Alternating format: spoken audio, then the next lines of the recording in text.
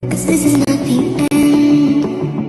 It will come a day we will find our way. Violins playing and the angels crying. When the stars are aligning, I'll be there. No one will care about the love, 'cause all is still love. And all I care about is you. You stuck on me like a tattoo. Om Swastiastu, Om Swastiastu, Sampurasun. Rampes, Astungkare. Siap. Teteh Santi sekarang syuting lagi dengan beliau, Iya. Ratu Resi dari Sunda. Iya. Baiklah Santi mau minta ilmu lagi karena banyak hal pertanyaan-pertanyaan umat sedharma khususnya generasi muda yang fenomena yang ada di Indonesia khususnya apa Ratu. Baiklah Ratu, ini kan kemarin Santi lihat Ratu itu sering kegiatan dengan berbagai pemuka agama, tidak hanya Hindu saja tapi dengan pemuka agama Lintas Islam, agama, lintas agama Kristen, semuanya itu apa Santi simak untuk di story-story WA-nya Ratu, bahwasanya Ratu bisa untuk merangkul semua pemuka agama. Tapi ini ada yang unik di Indonesia ini Ratu, karena kemarin itu Santi sempat membaca berita ya di portal berita bahwasanya generasi muda Indonesia itu lebih memilih perkembangan untuk menjadi ateis dan agnostik itu lebih banyak di tahun 2025 dan 2024 kemarin. Berarti ada sesuatu hal yang memang yang salah, salah dan fenomena apa ini gitu kan. Ketika Santi lihat untuk alasan-alasannya, yang pertama itu malas beragama karena di agama isinya debat terus. Anak generasi Z malas mikir tuh. Seperti itu. Terus lagi kecewa dengan pemuka agama. Nah, Ratu sebagai pemuka agama nih, bagaimana sih pandangan Ratu sebagai pemuka agama dan nasihat agar pemuka agama ini bisa merangkul generasi muda Indonesia khususnya lunas ilmunya? Gini, kenapa jangan NATO, no action talk only. Jadi jangan NATO, jadikan contoh kepada generasi muda, panutan kepada mereka, karena bangsa kita banyak tokoh sepi panutan, tidak ada panutan, kurang panutan. Benar-benar. Tokoh-tokoh agama kadang-kadang tidak memperlihatkan sebagaimana tokohnya, lalu dia tidak menjadi sebagai inspirasi, cerminan, harus berbuat seperti apa. Makanya maaf ini Mbak Santi, Ide Resi Agung Putanata Siliwangi itu putra Sunda asli. Putra Sunda asli. Ya, di mana Sunda itu lebih memperlihatkan etika kepada manusia. Kita tidak bicara manusia itu agamanya seperti apa. Kita tidak melihat manusia itu agamanya apa. Tetapi kita melihat manusia itu diciptakan oleh Tuhan yang Maha Kuasa, Pangersanu Kawasa, sebagaimana makhluk yang suci, makhluk yang sudah sempurna. Paham maksudnya ya? Di sanalah kita saling menghargai satu sama lain. Jadi Ide memperlihatkan kepada semua generasi muda, pasti ada debatable, pasti ada ketidaksukaan, ada ketidakpenerimaan atas apapun yang kita lakukan. Jadi cek orang Sunda mah kieu, ngalepah gedang. Ngalepah gedang itu bagaimana? Ngalepah gedang tuh kayak pohon pisang, tahu pohon pisang itu si daunnya tidak pernah naik ke atas, dia ke bawah. Ngalepah gedang tuh artinya dia ngesor ke bawah. Dia lebih merunduk. Dia lebih menghargai diri orang yang di hadapannya dibandingkan dirinya. Ada peribahasa Sunda begini, ulah sekali-kali nemongkeun awak. Artinya jangan sekali-sekali kamu memperlihatkan diri kamu. Merendahlah kamu sehingga orang lain tidak bisa melihat diri kamu. Itu pepatah Sunda, filsafat Sunda. Jadi cek orang Sunda mah ngabahasakeun kieu. Amun rek ngahargaan jelema ulah kagok, kalau pengen menghargai manusia jangan tanggung. Hargai mereka sebagaimana apa yang kamu pikirkan, apa yang kamu bisa lakukan saat itu. Karena tidak ada satupun dalam diri kamu yang akan berkurang. Mau hiji ge bakal kehilangan naon maneh mah gitu bahasa Sundana. Bahasa kasarnya gini, mau jelema menghargaan batur bahasa Sundanya, tidak akan kekurangan, tidak akan kehilangan apapun. Kayak saya dengan Teh Santi, gitu. Teh Santi. Saya menghargai Teh Santi sebagai manusianya. Saya tidak melihat asal usulnya seperti apa. Teh Santi diciptakan oleh Pangersanu Kawasa, Tuhan yang Maha Kuasa, Sang Hyang Widi, sebagai makhluk yang sempurna. Astungkara Nugrahanya kan begitu. Artinya saya harus menghargai itu. Karena saya tidak bisa membuat diri manusia. Saya tidak bisa menciptakan manusia. Bagaimana mungkin saya bisa menciptakan personal seorang manusia? Bagaimana mungkin saya bisa menciptakan makhluk sebagaimana sempurnanya manusia? Nggak bisa. Tapi kan banyak untuk generasi muda, khususnya Ratu, biasanya kalau untuk kita nih, Santi ya termasuk masih muda lah ya. Nah, biasanya tuh kita itu sering ada mungkin ya bisa dibilang juga nasihat bijak, tapi mungkin di generasi muda lainnya itu kita tuh selalu didoktrin harus menghormati pemuka agama. Emang kita harus menghormati pemuka agama gimana gitu? Makanya ide bilang itu kan simbolisasi. Pemuka agama, tokoh agama itu kan cuma the name only, cuma nama. Tapi karakternya seperti apa? Apa beliau menjadi contoh? Apa jadi toladan? Nah, saya mencontohkan gitu loh. Harus contoh. Nanti nggak, saya tuh jadi contoh oleh project. Nih loh, seorang Resi Sunda tuh melakukan seperti ini. Hormat ke siapa aja, kasasahage hormat. Kasasahage kudu ngabakti. Kepada siapapun harus berbakti. Ulah ningali saha nu dihareupeun mana, ningali mah jelemanana gitu. Jangan lihat orang itu di depan kamu tuh siapa, tapi lihat manusianya gitu. Itu bahasa Sunda tadi. Nah, di saat saya memperlihatkan diri saya tidak punya arogan, tidak punya rasa sombong, harus welas asih, rendah hati, otomatis welas asih. Itu satu keanehan untuk bangsa sekarang. Enggak sih. Kan gitu. Iya benar. benar. Makanya saya cium tangan pada bibi. Pada saya sudah sebagai orang Resi. Saya cium tangan pada seorang kiai. Kiai itu lebih tua umurnya daripada saya. Oh, seperti itu. Ngerti nggak maksudnya? Berarti Ratu mencontohkan hormatlah kamu kepada orang yang lebih tua daripada kamu. Ngerti maksudnya? Jadi saat kita menghormati orang tua yang umurnya lebih tua daripada kita, lalu kita menghargai orang yang lebih muda daripada kita, itu namanya welas asih. Asah, asuh. Itu di Sunda itu asah, asing asah, saling asih, saling asuh. Itu bahasa Sunda. Prabu Siliwangi yang mengajarkan itu. Prabu Siliwangi jadi dari leluhurnya Ratu nggih. Nah, makanya cek orang mah ulah popoyok. Popoyok tuh jangan suka ngatain orang. Kalau ngatain orang bisi kapoyok, bisi kamu yang bakal ngatain. Kalau ngatain orang ini kayaknya tren sebagai judgement, Ratu. Jadi kayak apalagi kadang ya kita Santi berbicara oknum ya, oknum kayak ke pemuka agama atau apa yang itu kan. Biasanya anak generasi muda itu ngerasa kalau belajar agama itu pasti udah paling udah orang yang baik-baik, orang yang udah suci-suci, sedangkan kita mah kita mah menongkrong aja, kita lebih enakan dugem lah dibandingkan ngapain sih harus gitu, kayak ngerasa nggak pantas, insecure gitu Ratu. Jadi apakah yang untuk orang yang belajar agama atau di lingkungan agama, apakah hanya untuk orang-orang khusus saja yang udah jadi suci atau yang memang udah baik, sedangkan kayak Santi remahan rempeyek ini atau gitu, apakah nggak pantas gitu? Tahu nggak, lemahan rempeyek itu dicarinya paling belakangan. Oh iya sih. Setelah yang besar-besarnya habis ambilin. Nah, gini, kita tidak boleh menstigma seperti itu ataupun mencap seseorang seperti itu atau kelompok seperti itu. Yang kita harus lakukan adalah bagaimana agama atau ajaran yang diberikan kepada generasi Z ini menarik, dikemas semenarik mungkin, agar mereka mau belajar dan mengerti serta tahu apa sih yang dipelajari itu. Pertama, kitanya yang membawa pesan kepada mereka harus semenarik mungkin. Yang kedua, harus berani keluar dari patron. Patron itu bagaimana, Ratu? Patron itu sesana. Paham ya? Paham. Jadi kalau saya sebagai seorang Resi, bukan menghilangkan sesana kesulinggihan, tapi bagaimana saya mencari yang paling gampang dilakukan oleh umat. Paling gampang dilakukan oleh umat apa? Yang bisa dicontoh, dicerna oleh umat gitu, nggak? Gitu. Makanya ada peribahasa gini, leluhur kita tuh orang-orang pinter, tetapi dia berbicara dengan orang yang bodoh. Sampai orang yang bodoh pun tahu dengan bahasanya leluhur kita. Oh, agar bisa dimengerti. Makanya jangan pakai bahasa yang terlalu tinggi, pakai bahasa yang biasa-biasa aja. Karena kalau bahasanya terlalu ketinggian, orang jadi apa akan ngerti.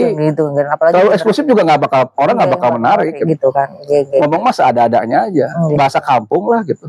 Kan makanya bahasanya gini, membumi, down to earth. Kita bicara jangan terlalu tinggi, jangan terlalu tawang ke atas. Kita sebagai tokoh agama, tokoh budayawan, budaya Ya, artinya kita berarti kan budi dan daya. Kita harus mengakali bagaimana agar generasi Z ini tertarik pada kita sehingga tidak lepas dari panutan. Gitu.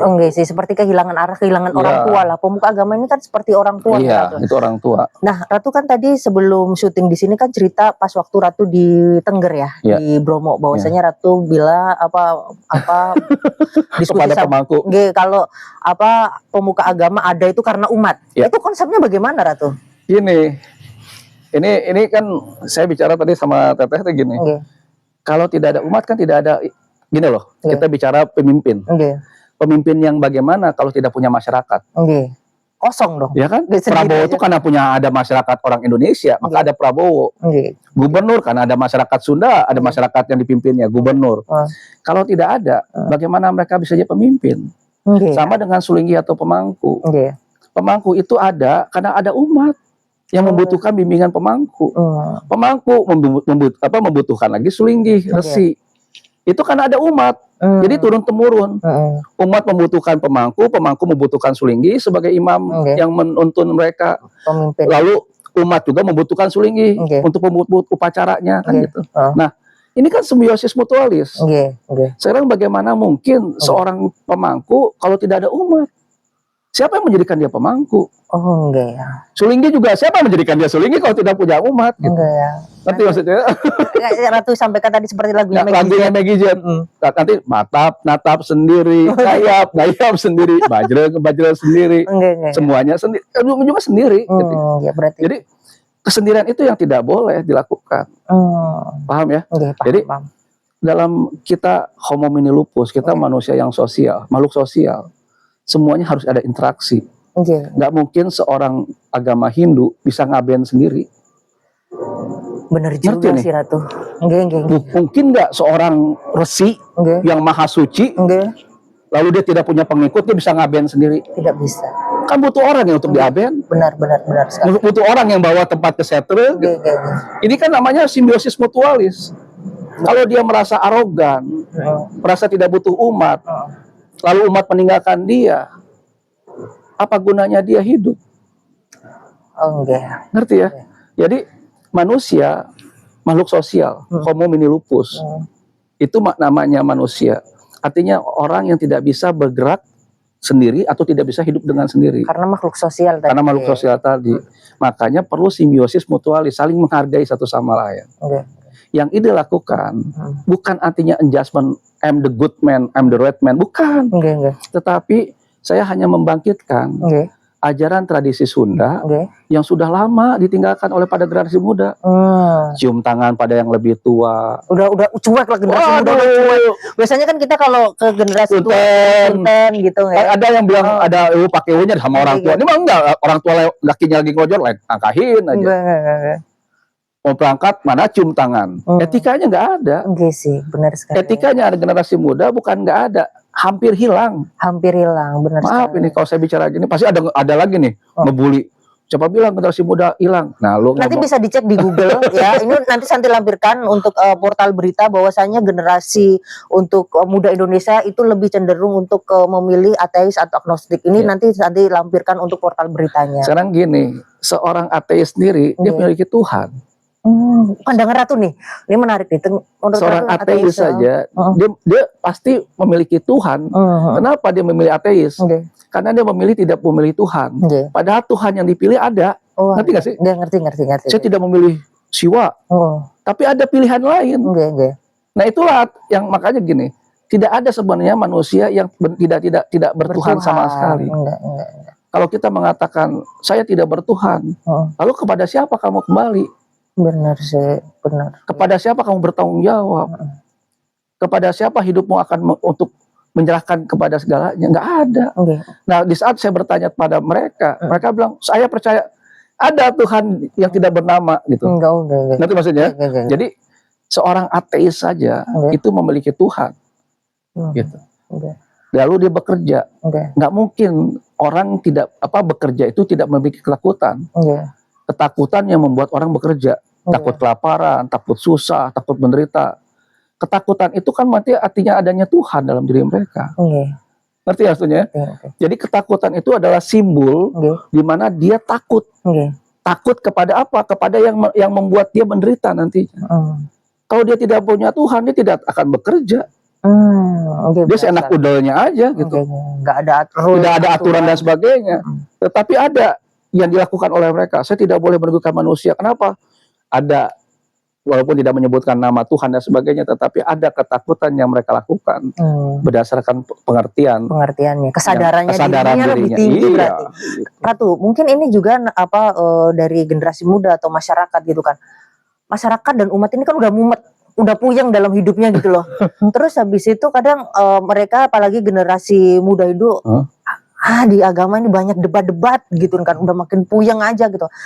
Jadi bagaimana ketika banyak hal yang dipertontonkan di publik atau di masyarakat, perdebatan agama gitu. Jadi kadang itu kalau Santi sendiri gitu ya, kadang itu menilai bahwasanya kok malah umat yang memikirkan pemuka agama, bukan pemuka agama yang memikirkan umat gitu kan. Jadi kayak kebalik gitu Ratu. Nah, itu bagaimana pandangan Ratu itu? Gini, makanya sekarang kan banyak sekali salah fungsi. Salah fungsi jadi malfunction. Jadi tidak berfungsi segala satunya. Tokoh agama tidak sebagaimana tokoh agama. Para ustadz tidak menceramahkan sebagaimana ustadz, para kiai juga sama, para serasi sulinggi juga sama, pendeta juga sama. Maaf sekali lagi, semua akhirnya di semua agama terjadi hal yang sama. Di semua agama ini, semua agama terjadi yang sama.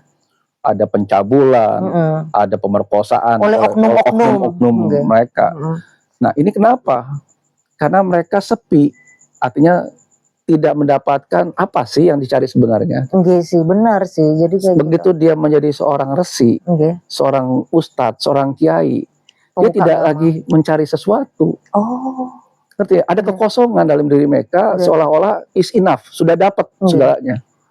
Nah, di saat segalanya sudah dapat, maka emosi yang ada dalam diri mereka tidak tersalurkan. Keinginan yang dalam diri mereka tidak tersalurkan secara langsung. Muncullah segala sesuatunya gitu. Saya melihatnya ke sana. Itu dampak dari ketidak bisa kontrolan mereka atas emosional. Jadi untuk jadi pemuka agama harus bisa mengontrol sesuatu. Tapa Brata. Tapa Brata itu bagaimana, Ratu? Gini, makanya saya bicara kemarin sekali lagi puasa. Puasa itu Tapa Brata. Puasa itu bukan cuma menahan hawa nafsu makan dan minum. Semua yang ada dalam tubuh kita itu harus dikontrol. Ngerti ya? Nafsu seks dikontrol, marah dikontrol, semuanya dikontrol. Pola pikir dikontrol, semuanya terkontrol. Tapa Brata itu yang menjadi kontrol segala emosi yang ada dalam diri manusia. Makanya maaf sekali lagi, semua tokoh-tokoh agama nggak ada yang keluar dari diskotik. Pasti keluarnya dari gua, Tapa Brata, dari hutan, semacam ke tempat-tempat sunyi sakral gitu kan. Mereka selalu turun gunung. Bukan mereka dari bawah naik ke atas, tapi dari gunung turun ke bawah. Kenapa? Karena mereka menjalankan Tapa Brata. Gitu. Seperti itu kan. Nah, ini satu lagi pertanyaan Ratu. Berarti untuk pemuka agama, khususnya di agama Hindu kan kita mengkerucut di di agama Hindu kan, kan landasan agama Hindu ada tatwa, etika, upakara gitu kan. Jadi tatwa, etika, upakara. Nah, ulang lagi, tatwa, etika, upakara. Benar nggak sih, Ratu? Sekarang yang ada etikanya hilang. Etikanya hilang gitu kan. Adanya tatuanya hilang. Upakaranya yang ada sekarang. Upakaranya getol. Makanya banyak yang puyeng juga. Makanya kusut alam semesta ini gitu. Nah, untuk jadi pemuka agama itu siap nggak sih jadi tempat curhat umat, Ratu? Daripada umat curhat ke salah tempat, pengennya ke pemuka agama. Bagaimana pandangan Ratu? Tidak ada yang siap.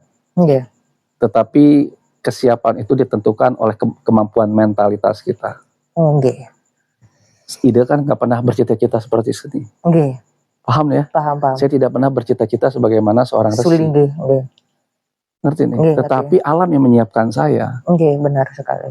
Alam menyiapkan saya untuk menjadi seperti ini. Suka tidak suka, mau tidak mau, alam yang membentuk kita.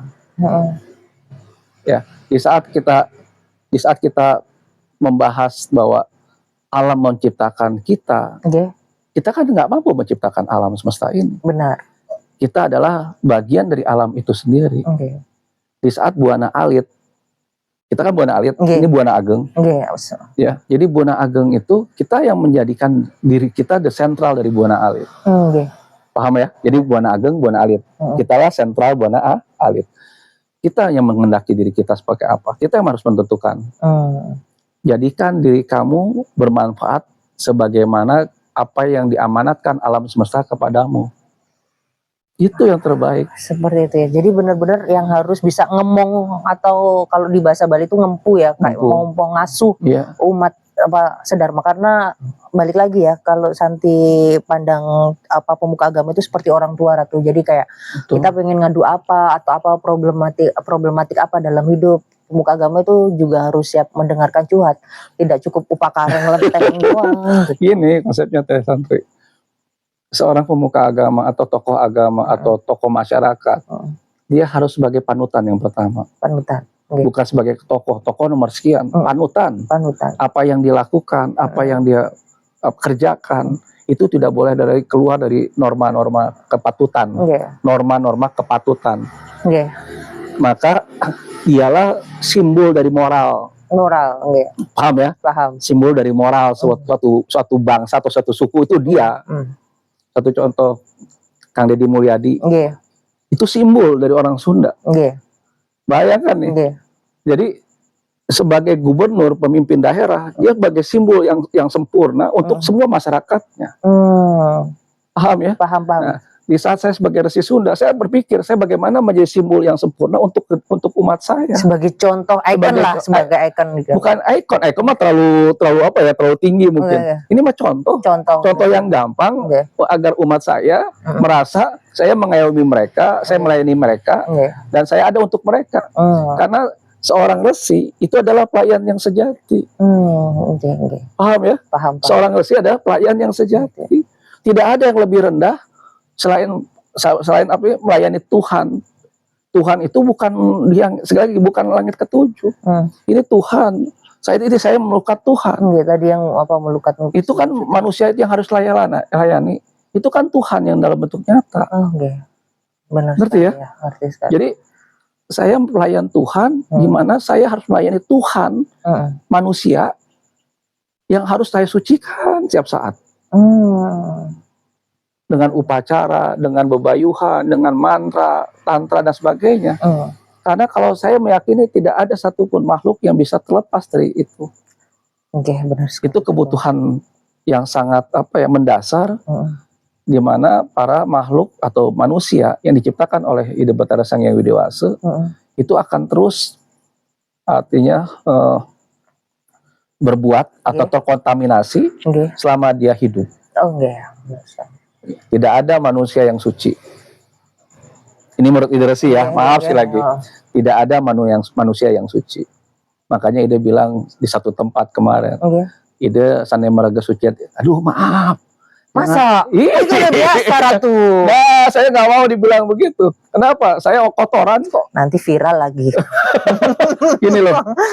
Saya itu bukan meraga suci, bukan makhluk yang suci, bukan manusia suci.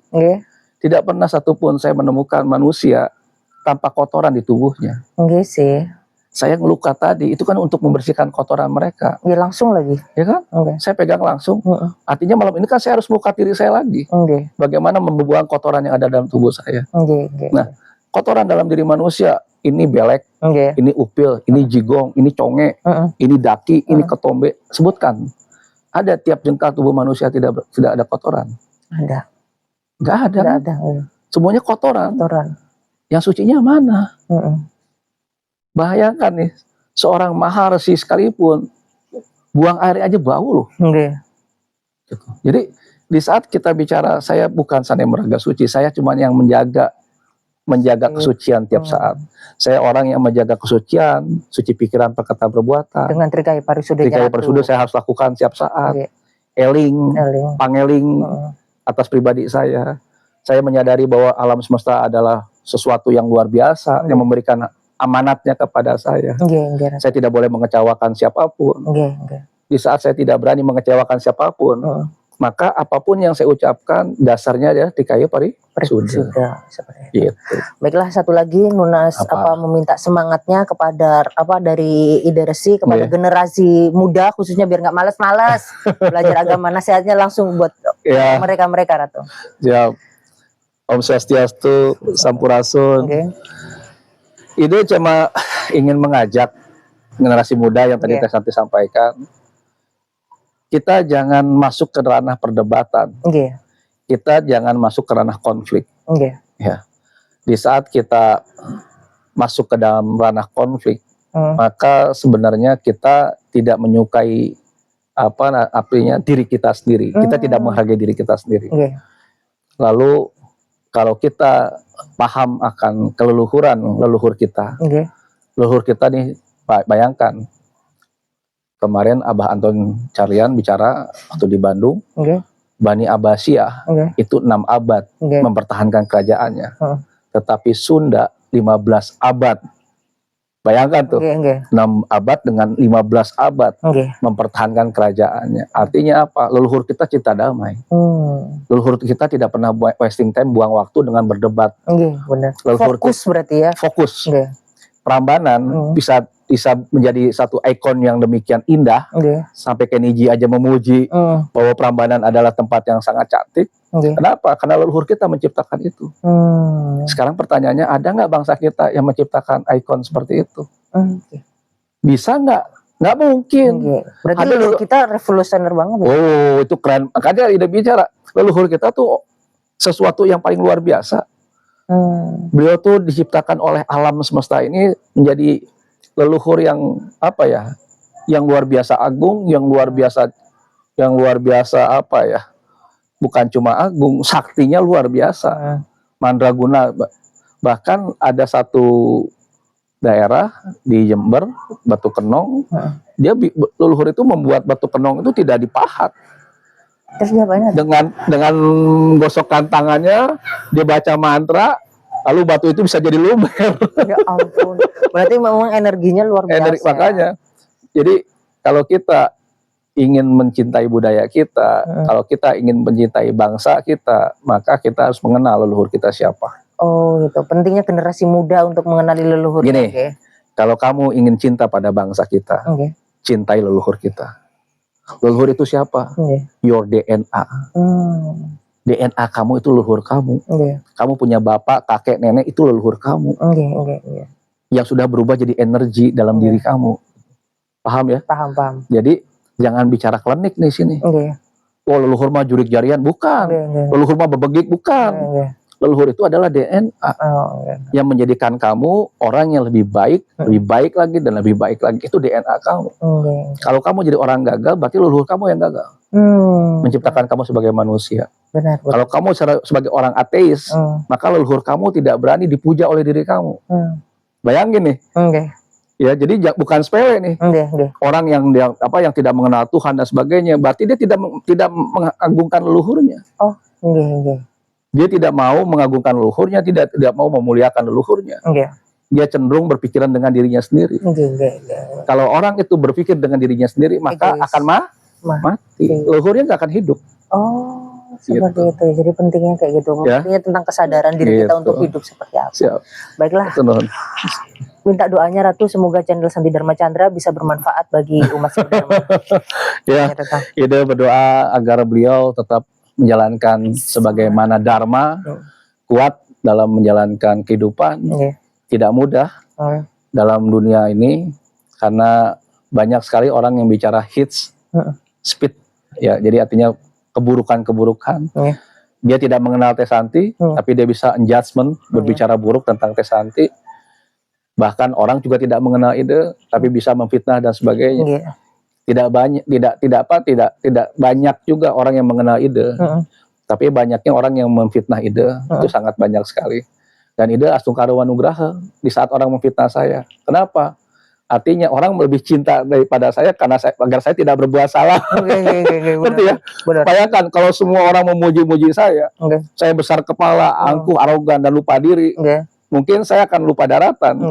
Ya, jadi hinaan, cacian itu adalah pengingat buat Ide. Sama Teh Santi juga Ida mengingatkan saya lagi, hinaan, cacian, makian kepada Teh Santi itu sebagai motivasi, kontrol and controller, kontrol dan kontrol lagi apa yang sudah kita lakukan, apa yang sudah kita perbuat, agar tetap humble, down to earth, ya sayangnya. Siap, suksma. Baiklah, suksma Ida, kita tutup para Mas Santi ya. Om Santi, Om. Atur nuhun.